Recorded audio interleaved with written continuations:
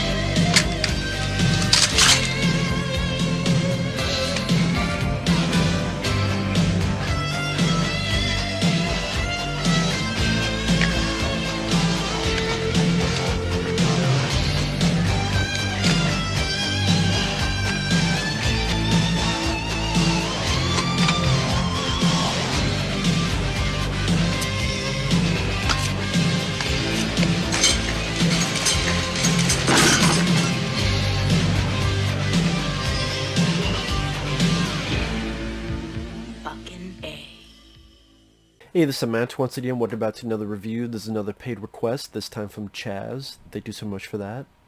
For those interested in requesting any other type of videos or topics or reviews or reactions, what have you, feel free to send them either directly to my PayPal or join my Patreon. Both things are down below in the info box. Now, this is for a film called Black Klansman, directed by Spike Lee. Now, for those who know my channel, I'm not a big Spike Lee guy. Other than Inside Man, not really a big fan of a lot of his movies. I do think there are times he's a bit overindulgent or excessive. Films he directs or even produces, they go a bit overlong, and there are times where he forces himself into a part that, I'm sorry, I don't think he's much of an actor. But he's like, it's my movie, I'm directing, I'm put myself in it. While this film is overlong, I will say, number one, he didn't put himself in it.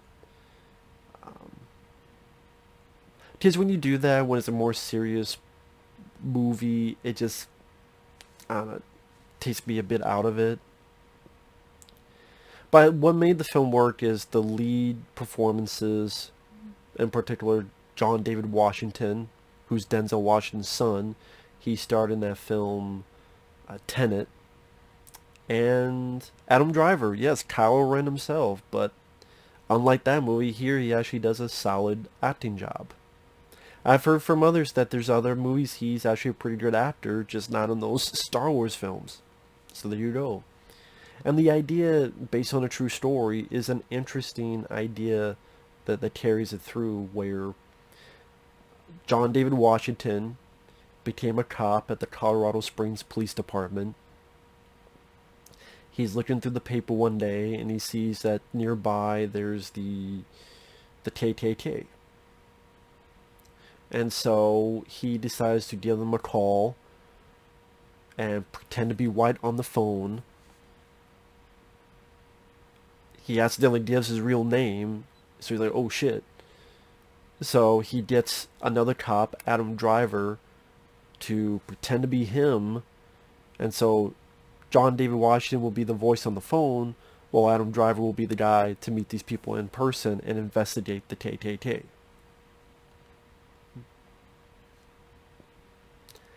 And that is, I mean, it's based on a true story, but that is an interesting idea. And I thought the two actors did their jobs well. John David Washington was interesting. And the movie takes place in the 70s. So it's a period piece. You know, people have afros, stuff like that. And it definitely makes you mad and angry at the injustices of the world, which is very apparent in today's age.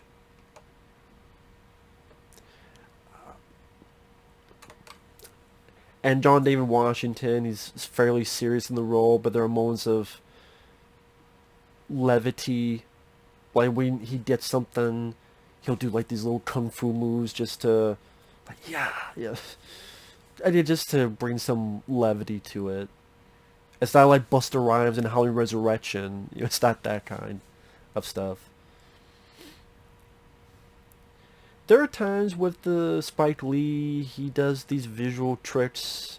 Some I thought were better than others. Like the beginning I didn't mind, where you had Alec Baldwin in front of a screen projector, and it'll go from black to white to color, and he's talking about, you know, not liking the integration of black and white kids into these schools, and I just showing the audience what kind of setup we have here in this time span. There's one shot much later on near the end that I thought looked a bit goofy, which I'll get to. One I thought was a bit weird was when John David Washington gets into the police force. There's Robert John Burke, who was RoboCop and RoboCop 3. He starred in Stephen King's Thinner. He's the captain. The other guy is Isaiah Whitlock Jr. If you ever see clips of a show called The Wire, he's the guy who's like, shit. And he does that in this movie. Literally, shit. And I'm sitting there going, why the fuck do you have this serious, you know, based on a true story, why are you putting the guy from The Wire going, shit? I don't know. I thought that was a bit weird, and it's just like, okay, we don't put this guy in here because he was on The Wire, and it's a meme that people said, shit, and use that clip from The Wire TV show. I don't know why. And he never pops up again, that character. Isaiah Whitlock Jr.'s character. He never pops up again. He's just there to say a few things and go, shit. So that's what I mean. Like, there's certain, even in this, there's certain things Spike Lee does. I'm like, why? But for the most part, it's a bit overlong. It's like 2 hours and 15 minutes.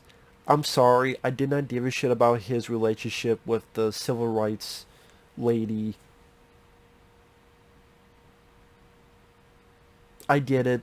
She's of the person of being against authority, including cops, and thinking that a black and white war, race war is inevitable, and hating cops. And John David Washington, on the other hand, is like, well, can't someone make a difference in the police department?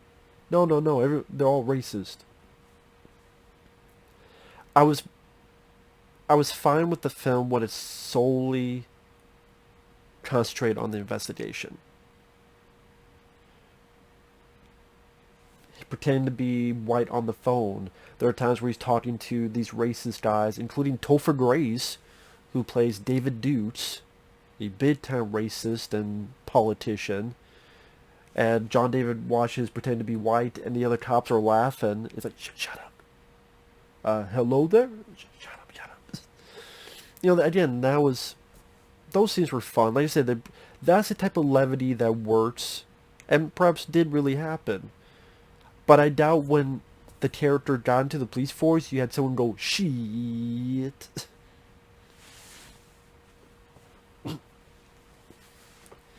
And on the flip side, there is some direction that's nice. When he first calls, posing as white, and the other person goes, we'll leave you a message, we'll get back to you.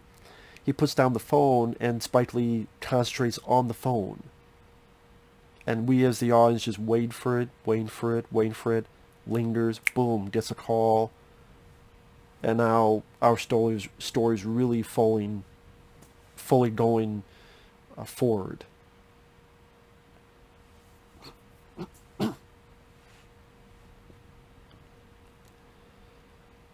And it's very much on the nose that Spike Lee, a reason he made this is because Donald Trump was president. There's even a bit of dialogue where John David Washington says, come on, no one would let David Duke as president. And the other guy goes, coming from a black man, that's very naive. If you substitute that with Donald Trump, And David Duke is a real person, but I'm just saying. And then Trump is used at the end in footage because he did say some stupid fucking shit. Because Donald Trump is a fucking idiot, in my opinion. But I get why Spike Lee was doing it. I'm just saying, maybe for some people it's a bit too on the nose, but I'm kind of in the middle with it. There are some decent scenes of tension. When Adam Driver's going undercover and there's a guy who makes him take a lie detector test because he thinks Adam Driver's character's a Jew. And the dialogue where Adam Driver has to make people believe he's a racist with these rednecks. Or later on there's a bit on the phone where John David Wash is talking to Topher Grace and he's like, I could tell you who's a white man, who's not, by the way words are pronounced.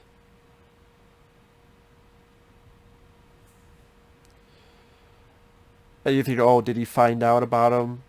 But no, he's just a fucking idiot and really does think John David Washington's character is white.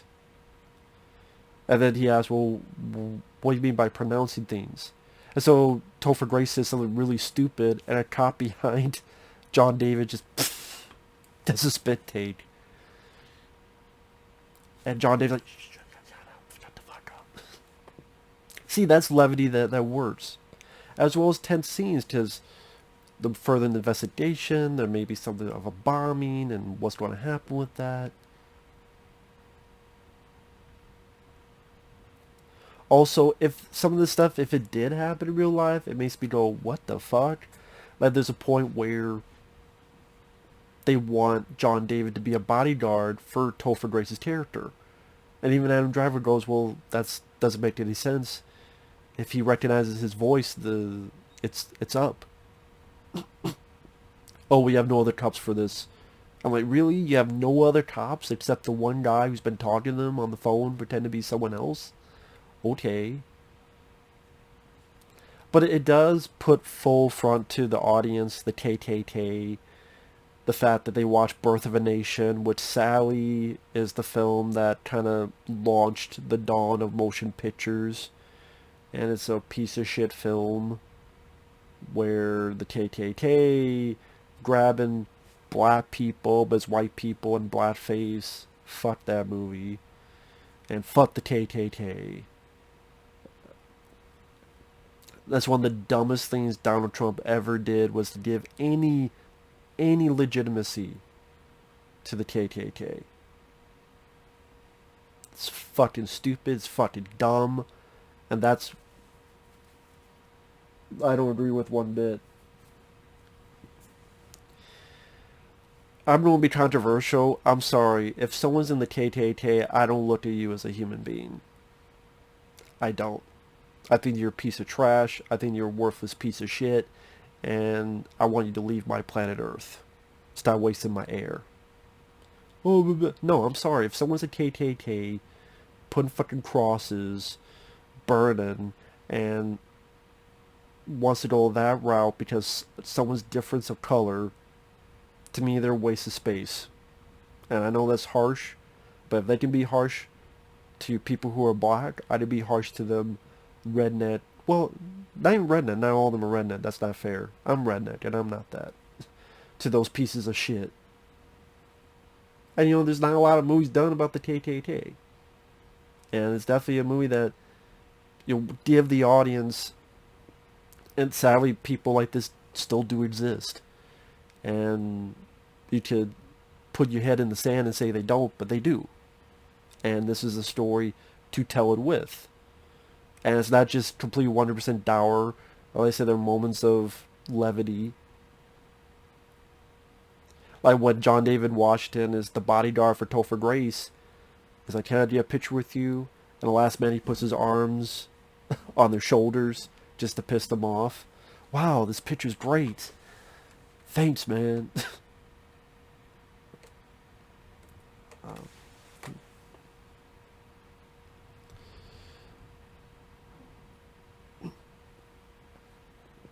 Like I said, the movie is an interesting film.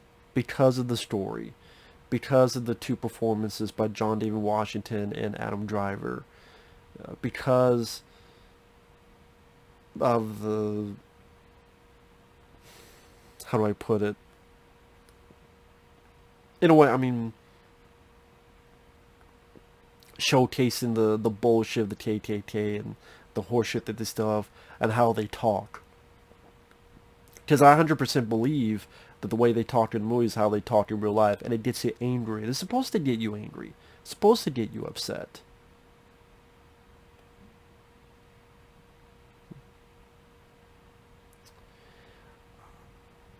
So yeah, the story and the acting and some of the direction stuff made it worth a watch.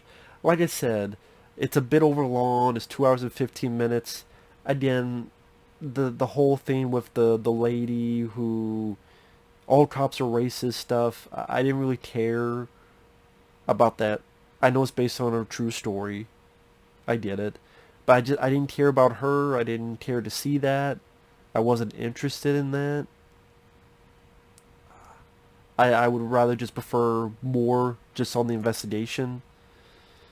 Again, there are moments like why is that? And they're like, she, that guy. And at the very end, spoiler alert, spoilers, after this bombing happens, but he's able to save the people, bad guys get killed, it's successful, they're able to stop this horrific thing from happening. There's a moment between John David Washington and the girl. They get a knock on the door, they go outside, and you have this weird shot where it's them literally gliding down the hallway. Now I like the other shot where you see this thing in the distance and it's a burning cross. That shot I don't mind. But when them like hold their guns and they're just gliding, that just looked weird to me. That looked off to me. And I don't know, it would have been, I think, even more effective if they just walked normally. You know, they just walked slowly, and then boom. They have the same shot, flip side. Just them gliding, it looked goofy, it looked... Was there a ghost story all of a sudden? They're ghosts now, and they're just gliding? I don't know. In the end, I get why Spike Lee put it in there, because it put in real life footage at the end, where in today's age, I think the year was 2017, of the footage, where David Duke's still doing that shit. There's still people in the KKK. There was a rally. There was a riot. Donald Trump saying the stupid, wrong fucking things. Being a dumbass.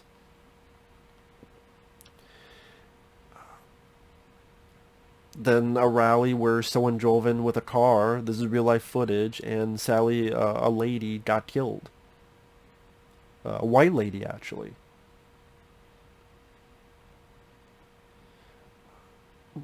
And no, I don't think this is one of those movies that says that all white people are bad and all. No, I did not view that.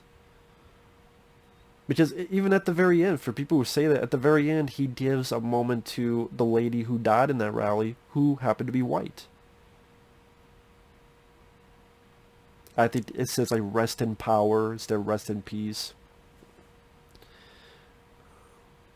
I mean, whether you think it was right or not to put real footage in there, it did its mark. It did its job to make you feel something viscerally about it. And yeah, it's sadly something that's apparent in today's age, and I hate it, but what can I do about it? I don't agree with those pieces of trash. I'll be blunt and honest, pieces of trash. Fuck the KKK. Fuck them 10 times out of 10. The waste of fucking space, in my opinion. So, at least, it was nice to see Spike Lee take the piss out of them. It made them look like fools. So at the very least, the film did that. So yeah, even I'm not a big Spike Lee fan. Overall, I did like the film. I didn't love it, but I liked it. So with that said, thanks for watching. Take care. We'll see you guys later. Bye-bye.